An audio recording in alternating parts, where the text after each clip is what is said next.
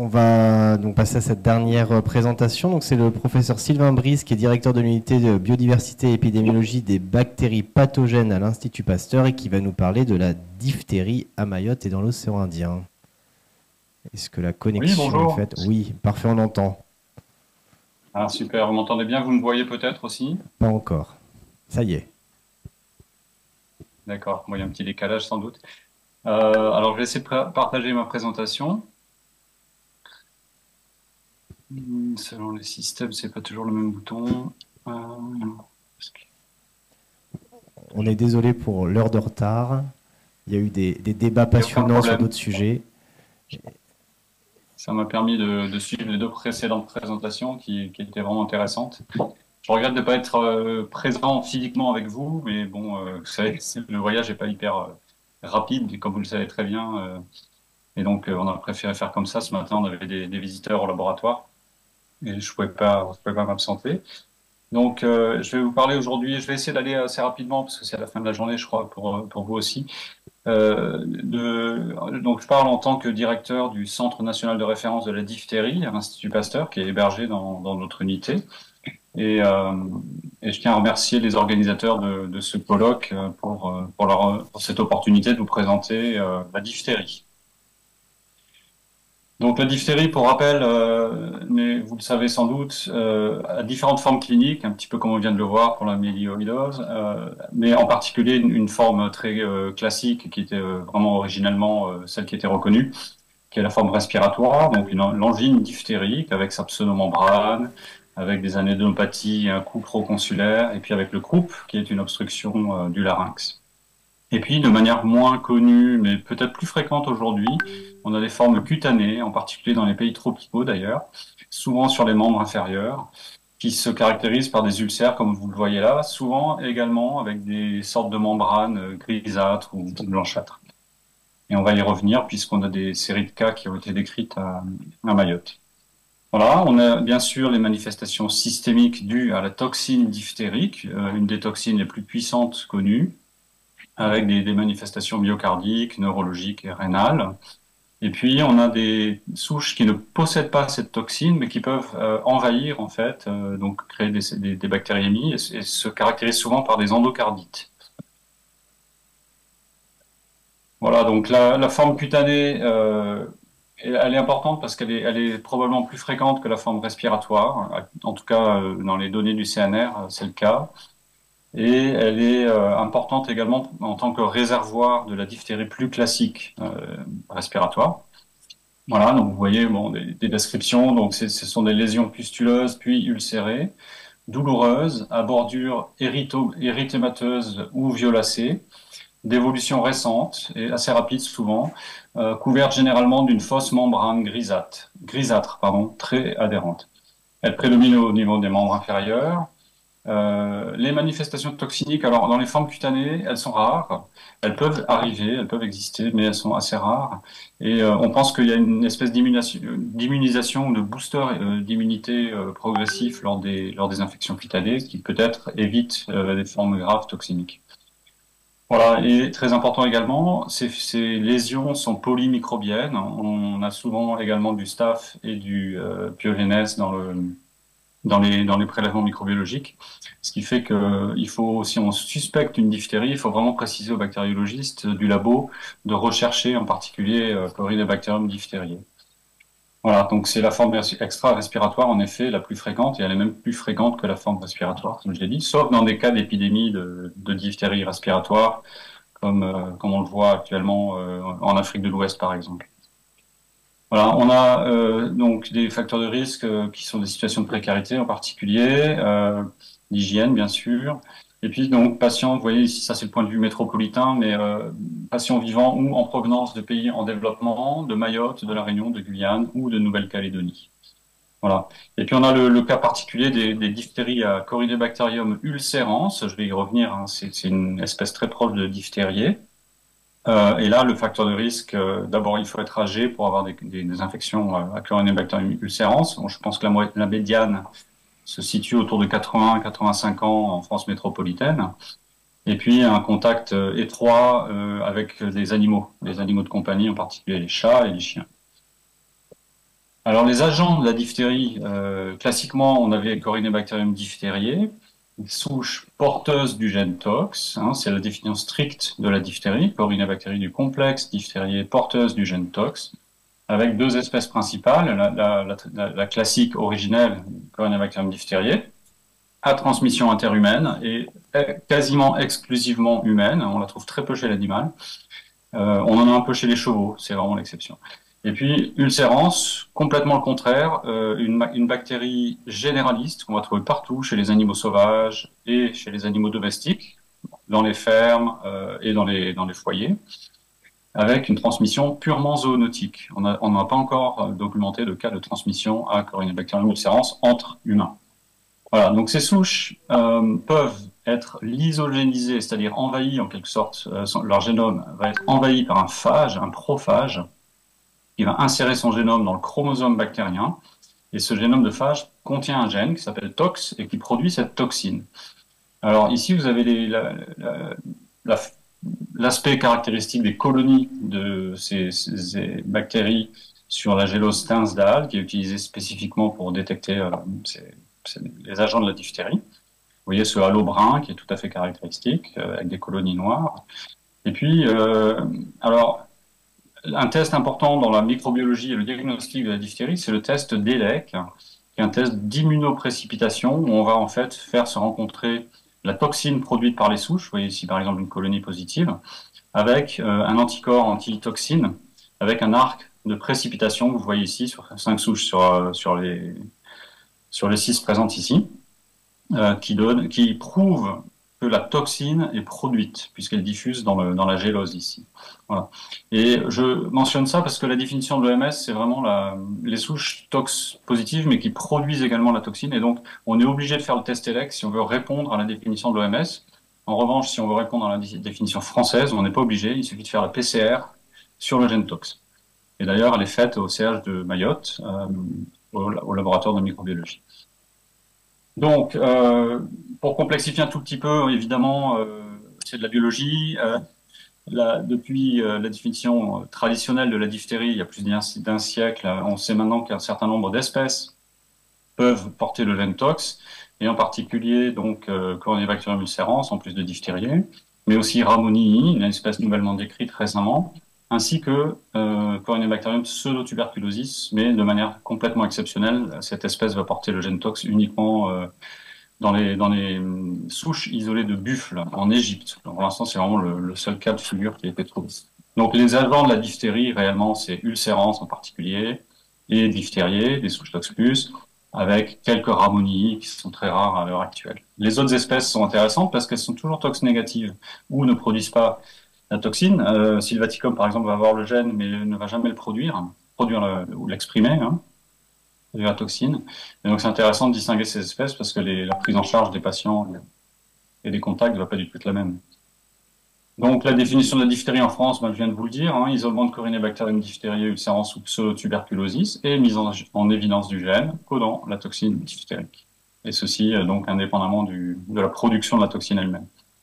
Est-ce que c'est grave de ne pas regarder la production? On va avoir un certain nombre de faux positifs, puisque certaines souches vont avoir le gène mais ne pas produire la toxine. Ceci dit, ces souches sont relativement rares. On a au CNR environ 10% maximum de ces souches. Et donc, on n'a pas un taux énorme, comme vous le voyez, de faux positifs en quelque sorte. Il vaut mieux être un tout petit peu trop prudent que le contraire. L'avantage de détecter le gène TOX plutôt que le test ELEC, c'est que ça prend 2 heures au lieu de prendre environ 48 heures pour le test ELEC. Et comme il faut réagir vite, en cas de diphtérie toxinogène, c'est vraiment crucial. Voilà, donc la prise en charge du contrôle, vous avez ici, mais vous le savez, donc il y a un vaccin, bien sûr, DTP, il y a le traitement antibiotique. Alors en France, c'est plutôt l'amoxicilline qui est recommandée. L'OMS recommande désormais, depuis 2024, plutôt les macrolides en première intention, avec la pénicilline en seconde intention. Bien sûr, le traitement spécifique, ça va être le fameux sérum de cheval, un traitement qui date de 130 ans maintenant et qu'on n'a pas encore remplacé malheureusement, et qui va s'accompagner de nombreux signes enfin effets secondaires, et donc il faut limiter à des indications très strictes sur lesquelles on pourra revenir. Donc signes toxiniques en particulier ou pseudomembrane dans les diphtéries respiratoires. Voilà, et puis il y a toute une prise en charge, et si j'ai le temps tout à l'heure, j'en parlerai, mais je commence à douter que j'aurai le temps de le faire. Euh, voilà, alors en termes d'épidémiologie, les vaccins, ça marche. Là, c'est la courbe de l'OMS, des nombres de cas rapportés par les pays entre 1980 et 2013. Vous voyez une décroissance avec le pic épidémique de l'ex-URSS. Et vous voyez ici le taux de couverture vaccinale avec le programme des années 80-70 de vaccination étendue qui a apporté une couverture environ de 90% et une diminution quasi totale de la diphtérie. En tout cas, par exemple, en métropole française, pendant 20 ans, on n'a quasiment pas vu un seul cas de diphtérie. Alors, qu'en est-il dans les autres pays? Donc, vous voyez ici un exemple une review qui a récapitulé un certain nombre d'épidémies qui ont eu lieu dans les années écoulées. Actuellement, on a des épidémies au Nigeria qui semblent contrôlées, mais également en Guinée, par exemple, où c'est beaucoup moins contrôlé. Et puis, en Europe, en 2022, j'y reviendrai tout à l'heure, on a eu environ 300 cas qui ont été importés, en particulier d'Afghanistan et de Syrie. Bon, le CNR a pour vocation de confirmer le diagnostic de la diphtérie. On est le seul labo quasiment, à l'exception du labo du CH de Mayotte, en France, à diagnostiquer la présence du gène de la toxine et donc à rendre un diagnostic de diphtérie. Ces souches, on les caractérise également par génomique en particulier, mais aussi l'antibiogramme, et puis bien sûr le test ELEC pour la production de la toxine. Donc voilà l'épidémiologie, pardon, ou en tout cas la courbe, la tendance temporelle de présence des souches tox+, tox-. Vous voyez les couleurs chez Diphtérie et chez Ulcérans. Donc si on ignore Ulcérans, qui ne concerne pas tellement Mayotte, je pense, on voit quand même une augmentation de la courbe épidémique bleue, et en particulier les bleus foncés qui correspondent à la définition stricte de la diphtérie. Vous voyez une légère augmentation au cours des années avec un phénomène assez exceptionnel en 2022 dont j'ai déjà un petit peu parlé. Voilà, donc cette courbe, elle est grandement due au changement de la définition à ulcérans, avec son élargissement à ulcérans. Une identification assez fortuite souvent dans les plaies, en particulier de ces deux corinébactéries, qui va augmenter en fait le nombre artificiellement cette courbe, mais ce ne sont pas forcément des cas de diphtérie, puisque là il s'agit de nombre d'isolats reçus et caractérisés au CNR. Et puis une vaccination insuffisante dans de nombreux pays, comme on vient de le voir sur la carte du monde.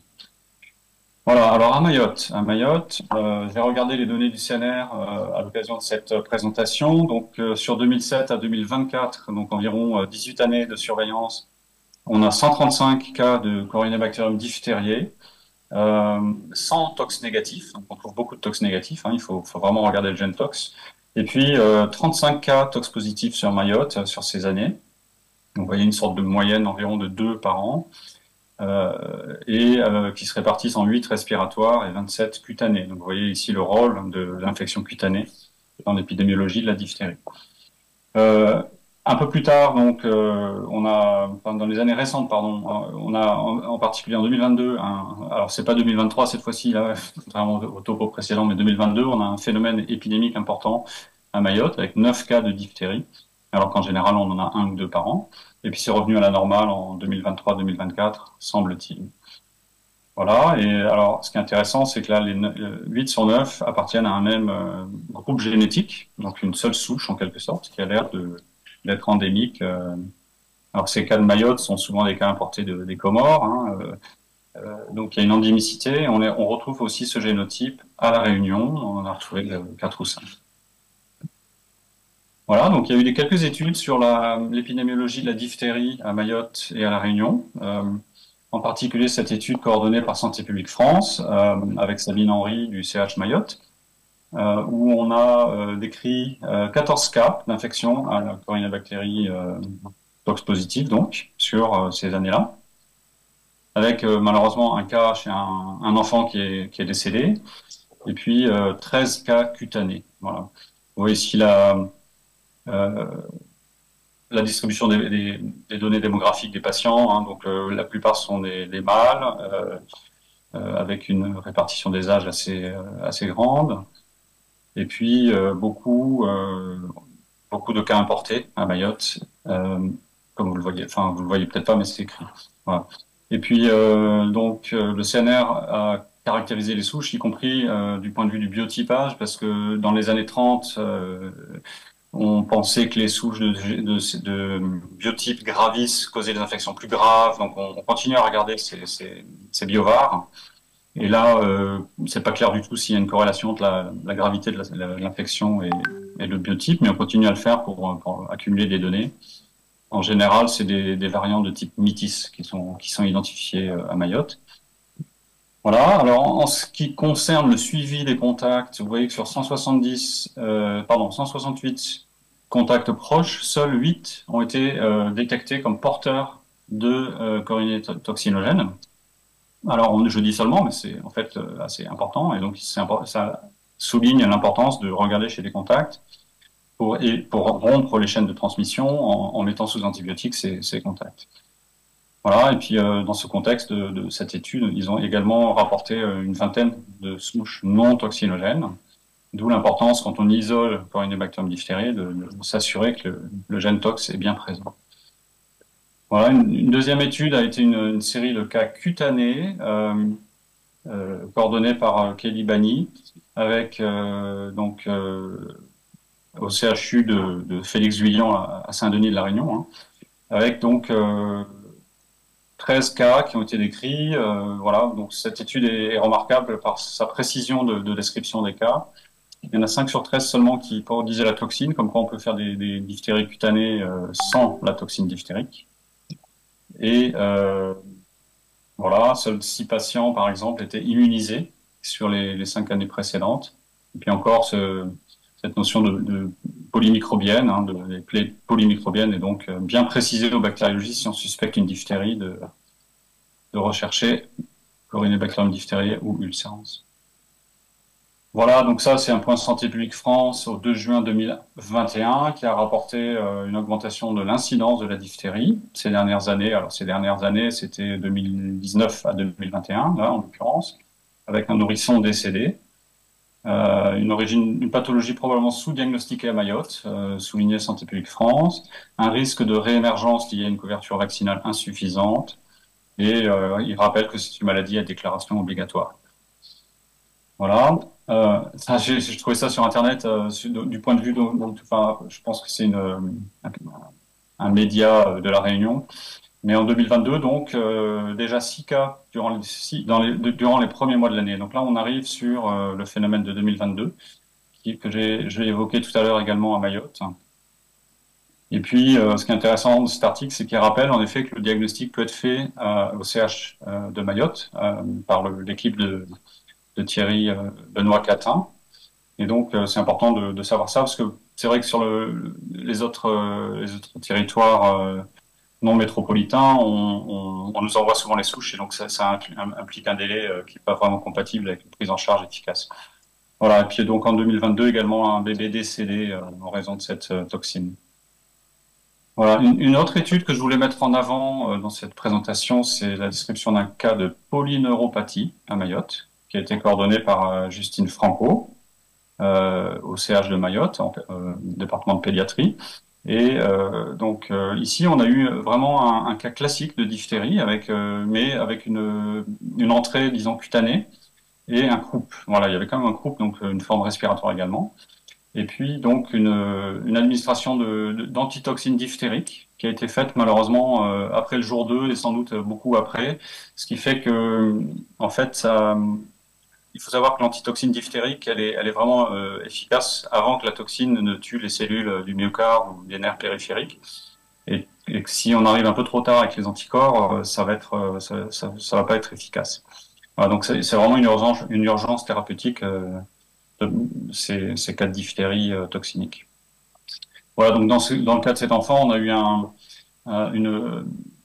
une amélioration de la paralysie périphérique avec en environ un mois et demi une reprise de la possibilité de marcher chez cet enfant. en tout cas une activité des... Hop, ça marche plus. Voilà. Alors, on a eu aussi une étude à la diphtérie très récente, publiée l'année dernière, coordonnée par Guillaume Milgen et Olivier Belmont au CH de la Réunion, CHU, pardon, de la Réunion. Et donc, ici, ce qui est intéressant, c'est que on a pu distinguer des cas importés et des cas non, des gens qui n'avaient pas voyagé, donc des cas autochtones à la Réunion. Et vous voyez qu'en 2020, il y en a eu 8. On a fait du typage de ces souches, on s'est aperçu que c'était en grande partie la même souche. Et donc, on a ainsi une transmission locale à la Réunion de l'agent de la diphtérie. Voilà, donc, c'est une étude que vous pouvez regarder, elle est en accès libre dans Emerging Infectious Disease. Et puis donc, je vais un peu vite parce que je voulais mentionner, j'espère qu'on aura un peu de temps de discuter, je voulais mentionner différentes études et puis faire un petit parallèle avec la situation en Europe, puisqu'en 2022 aussi en Europe, on a eu une augmentation du nombre de cas de diphtérie cutanée chez des mâles plutôt jeunes, hein, des jeunes hommes, euh, avec une notion de voyage ou enfin vous voyez, de voyage depuis l'Afghanistan et la Syrie. Et quelques autres pays. Voilà. Et donc on a recensé, je crois, de l'ordre de, oui, voilà, c'est 366 tox positifs sur une dizaine de pays européens, avec 3 génotypes particuliers. Donc on a 3 chaînes de transmission simultanées. C'est souvent ce qu'on voit dans les épidémies de diphtérie d'ailleurs. C'est polyclonal. Et voilà. Et donc je trouvais que c'était intéressant peut-être de vous mentionner ça, parce qu'il n'y a pas que à Mayotte finalement ou à La Réunion qu'on voit la diphtérie actuellement. On en voit également en Europe. Et ça continue d'ailleurs, la diffusion de ces génotypes n'est pas interrompue. Alors ça, c'est une diapo juste peut-être pour m'arrêter à ça. C'est parce que toutes les diphtéries sont pas égales. En fait, on a une grande diversité de souches chez Corynebacterium diphtheriae. Là, c'est un arbre phylogénétique circulaire de la population des souches de Corynebacterium diphtheriae. Et donc, les petits numéros que vous voyez, peut-être, si c'est pas trop petit, ce sont des numéros de sequence types, c'est l'approche MLST en bactériologie. En gros, ça vous dit qu'il y a une énorme diversité dans cette espèce Corynebacterium diphtheriae. Et ce qui est important, c'est que vous voyez, il y a déjà des souches qui ont la toxine, qui sont en rouge foncé ici dans ce cercle, qui sont un peu mélangées avec les souches tox négatives. Donc c'est intéressant parce que ça nous dit que la toxine peut être acquise indépendamment plusieurs fois. Or, c'est logique puisque cette toxine est portée par un prophage qui peut s'insérer dans le chromosome. Et puis, on a des souches qui sont toxinogènes et aussi très résistantes aux antibiotiques, une facette dont j'ai pas le temps de parler aujourd'hui. Mais donc, ce sont des lignées génétiques qu'on va suivre un petit peu plus attentivement au CNR parce que ça pose évidemment des problématiques prioritaires en termes de traitement et de contrôle de la dissémination de ces souches. Je ne sais pas, monsieur le modérateur, si j'ai encore quelques minutes. J'ai 3 diapos pour vous parler de la conduite à tenir en cas de diphtérie. Donc la première, c'est... On peut faire encore 3 diapos. Ok, merci. Les situations pour lesquelles il faut rechercher le gène TOX en urgence. Alors vous voyez, là, c'est écrit noir sur blanc, ça sort du rapport du Haut Conseil de la Santé publique de 2021, qui a été une mise à jour, en fait, de la conduite à tenir qui date de 2011 ou 2014, je ne sais plus. Voilà, donc dans les 3 cas suivants, hein, donc diphtérie ORL avec fausse membrane. Donc on se dit, comme il y a des fausses membranes, c'est une diphtérie importante, il peut y avoir ce fameux croup, hein, cette obstruction laryngée, et puis ça peut traduire la présence de toxines, donc on considère que c'est une urgence. Signe clinique de diphtérie avec des manifestations toxiniques, hein, manifestations cardiaques en particulier, qui sont souvent les premières manifestations toxiniques. Et puis, forme cutanée avec manifestations toxiniques, bien évidemment également. Voilà, mais qui sont beaucoup plus rares. Mais comme on l'a vu tout à l'heure, alors ouais, non, le cas de Mayotte tout à l'heure était un peu spécial parce qu'il y avait à la fois un croup et une atteinte cutanée.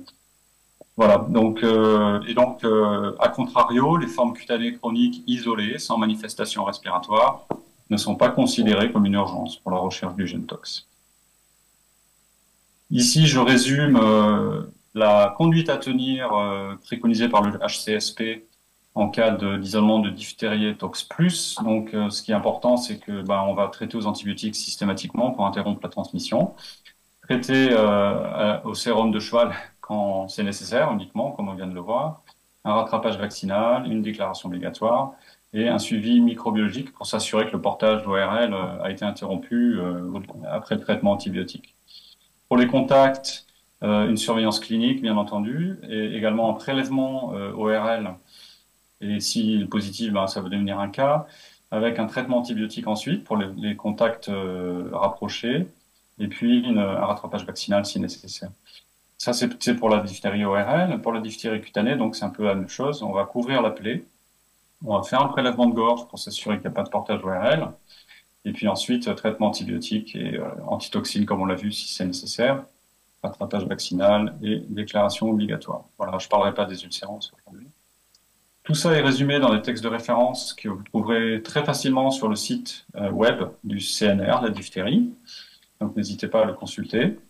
Et puis il y a aussi la page diphtérie de Santé publique France qui est très informative. Voilà, donc je tiens à remercier mes collègues du laboratoire, en particulier ceux du Centre national de référence de la diphtérie, Edgar Badel, l'adjoint du CNR que certains d'entre vous connaissent, Julie Toubiana, notre référente clinicienne, et puis tous les collègues de La Réunion et de Mayotte qui ont participé, enfin qui ont même coordonné les études dont je vous ai parlé. Donc Kelly Bani, Guillaume Milgen et Olivier Belmont au CHU Félix Guyon à La Réunion, et également donc le docteur Justine Franco en pédiatrie au CH de Mayotte, ainsi que pardon, Kelly Bani, donc pardon, Thierry Benoît Catin du CH Mayotte. Voilà, je vous remercie pour votre attention.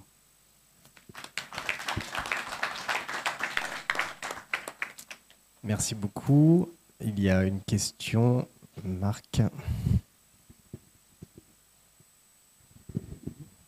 Bonjour, merci pour votre présentation.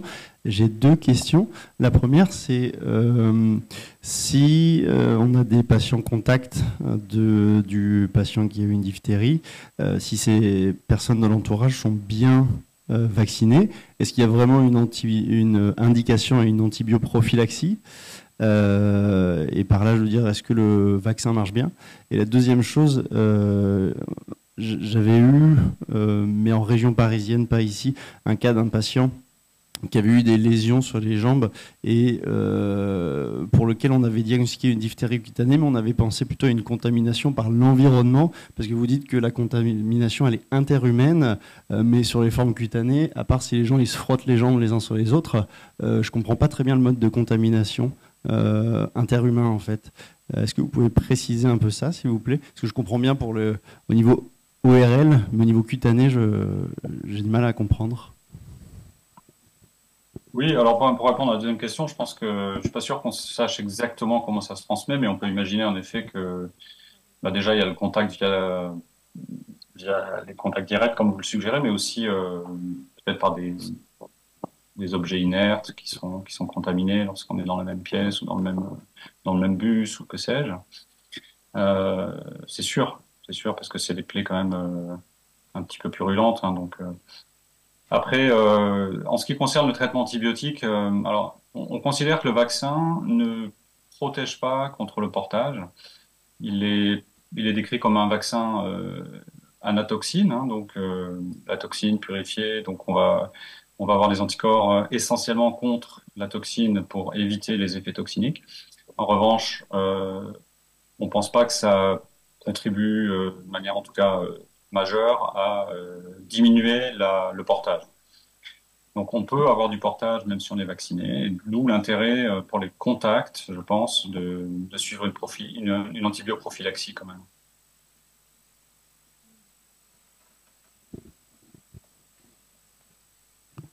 Juste une question rapide, merci pour le topo. Pour quelle raison l'OMS recommande plutôt les macrolides que l'amoxicilline?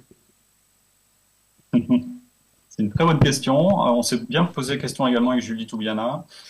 En France, on recommande l'amoxicilline. Souvent, elle est d'ailleurs donnée avec du clavulanate. Ça permet aussi de couvrir les streptocoques et les staphes qui sont dans les plaies, par exemple. Alors, il y a eu des changements récents dans l'épidémiologie de la diphtérie. D'une part, il y a cette grande épidémie en Afrique de l'Ouest, en particulier au Nigeria, où les autorités, enfin les personnes chargées de la surveillance, en tout cas de la diphtérie au Nigeria, ont rapporté un énorme taux de résistance à la pénicilline. Euh, et puis d'autre part, certains papiers ont rapporté également des gènes de résistance à la pénicilline, en particulier un travail qu'on a fait nous au CNR. Et du coup, l'OMS, sur la base de ceci, également d'une étude clinique qui avait eu lieu au Vietnam, où il y avait une comparaison d'efficacité, ou en tout cas d'utilisation des macrolides versus pénicilline dans des cas de diphtérie, on a conclu que les macrolides étaient plus préconisés maintenant. Voilà, donc je suis pas sûr que ce soit quelque chose qui va être complètement suivi au niveau national. Moi, je considère que le taux de résistance à la pénicilline, pour l'instant, il est quand même relativement faible. Et c'est en général, mais vraiment très généralement, voire toujours, une faible résistance. En fait, on est juste au-dessus du breakpoint. On est à 1,5 ou 2 en CMI de la pénicilline. Et l'amoxicilline couvre très bien ces bactéries-là. Donc, de notre point de vue, il n'y a pas vraiment besoin de changer. Voilà. Donc, en tout cas, les recommandations françaises officiellement continuent enfin, n'ont pas été révisées suite à cette recommandation de l'OMS. Donc, je pense qu'on peut continuer à utiliser l'amoxicilline. Louis Collet. Alors, j'ai une remarque et une question. La première remarque, c'est pour nos cliniciens. Quand il y a une angine à face membrane, il faut bien sûr demander à la culture de la recherche de la diphtérie, mais on peut faire la PCR directement à partir du prélèvement, donc on a le résultat dans les 4 heures pour une angine à face membrane. Et la deuxième la question, c'est, j'ai pas compris pourquoi un vaccin antitoxinique, donc pareil pour Bordetella pertussis et la diphtérie, pourquoi on arrive, bon, ça diminue pas le portage, mais ça diminue les maladies, donc j'ai un problème. Ça veut dire que la bactérie est toujours présente, mais ça diminue pas le portage, mais ça le diminue quand même. Non? Alors, ouais, je pense qu'il y a deux éléments. Merci pour votre commentaire, hein. C'est tout à fait vrai. On fait des QPCR sur les prélèvements quand il y a besoin urgent. Un soupçon, hein, par exemple, un prélèvement de pseudomembrane, ça marche très bien. Quant à alors, l'effet du vaccin sur le portage, c'est intéressant. Donc, je pense qu'il y a deux éléments. Il y a moins d'expression clinique de la maladie, donc on va répertorier moins de cas, simplement quand c'est un vaccin antitoxinique. Après, dans le cas de la diphtérie, il y a une autre explication qui est très simple, c'est que la toxine, elle n'est pas complètement pure. Elle est préparée, donc il faut savoir que les vaccins, ils sont préparés à partir d'un surnageant.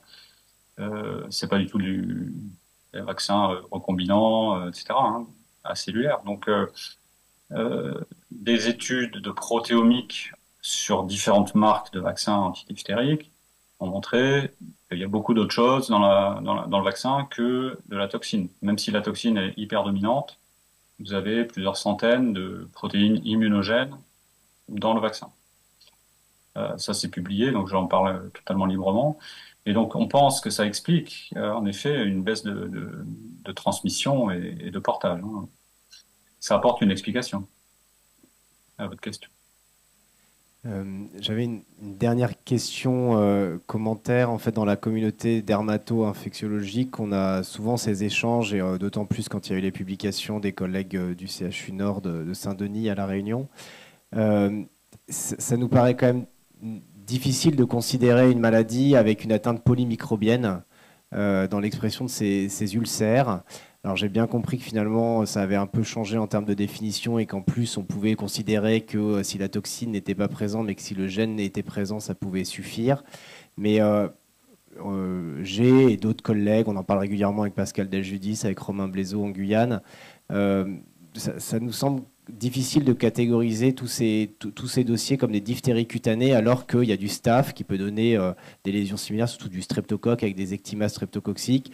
On aura peut-être un peu moins de membranes grises, mais dans les cas que j'ai pu revoir dans les photos, il n'y avait pas toujours les membranes grisâtres. Donc je sais pas, je voulais avoir un peu votre avis sur le sujet. À chaque fois qu'on a eu ces discussions, on n'a jamais été beaucoup plus loin et j'étais un peu frustré. Donc je suis ravi d'avoir quelqu'un du CNR qui puisse peut-être m'orienter, donner son avis, un peu de recul peut-être par rapport à cette discussion. Et puis en plus, on a d'autres collègues infectiologues présents. Donc voilà, je voudrais avoir le retour un peu de chacun. Merci pour la question. Ben, je pense que c'est une question très complexe. Enfin, par définition, si c'est polymicrobien, c'est très difficile de trier les effets relatifs des différents pathogènes. Je pense que on peut s'en tenir à la définition de diphtérie cutanée en tant que présence d'une souche tox plus, mais ça ne veut pas dire que l'ensemble de la pathologie de la pustule ou de l'ulcère va être due à ce bacille uniquement. Moi, je pense qu'il n'y a pas eu d'études vraiment détaillées tenant compte de la complexité de la flore dans ces formes cutanées pour trier en fait des soi-disant diphtéries cutanées pures versus des choses polymicrobiennes. Donc, je pense qu'on ne sait pas en réalité. Donc on fait une étude sur toutes les prochaines ulcérations avec écouvillonnage et on voit quels sont ceux qui ont de la diphtérie et quels sont ceux qui n'en ont pas et on voit si finalement la prévalence... Ça aiderait beaucoup de faire une étude comme ça. Et en même temps, ce qui est délicat, c'est qu'on recommande à tous les jeunes, Loïc Epelloin, pardon, de Guyane, on recommande à tous les jeunes qu'il ne faut pas écouvillonner les plaies. Donc, Oui, Loïc. Ah bon, bah... non mais, oui. Alors, dans le cadre d'une étude, peut-être.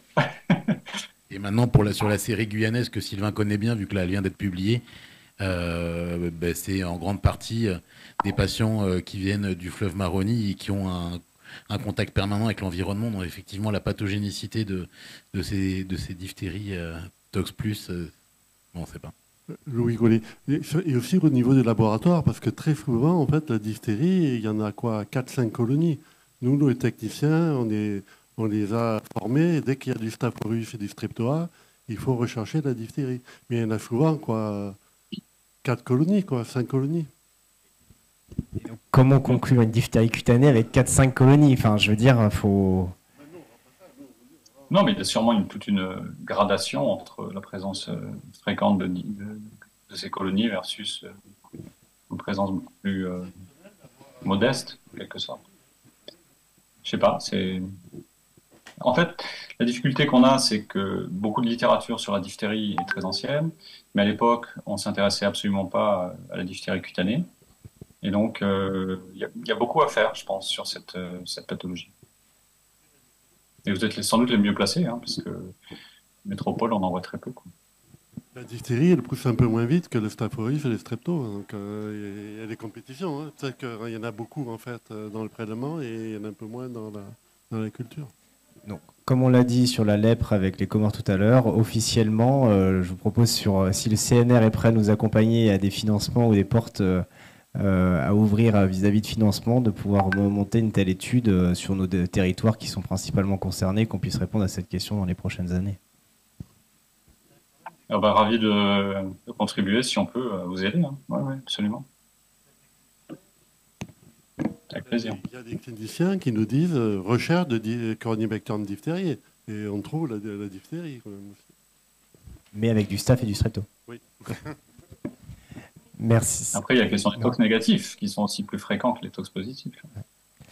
Bon, mais je pense qu'on va s'arrêter là. C'était une belle journée, encore une belle conférence, des très beaux topos. Merci à tous. Et puis, à demain. Merci à vous. Et merci, professeur Brice, pour cette intervention.